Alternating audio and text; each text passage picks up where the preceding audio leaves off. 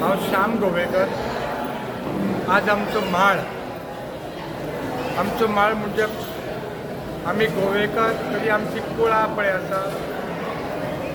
पत्रे, पोळे, सशे, बिटये, गोंगडे, तांडेल, वस्त, मोर आणि गोंयकार हेंचो आज पितराचो माळ।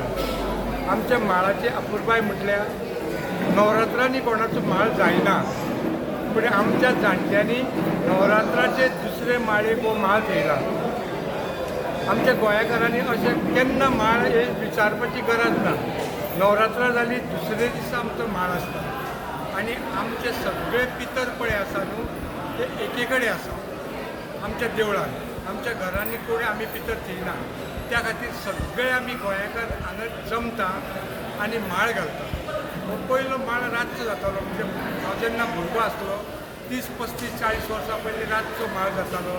फेरीबोट नासली, व्हडयांनी लोक बाबडे येताले ते सायडीन बार्देशचे तिकडले आमचे येताले आनी रातचे तो माळ 11-12 जातालो।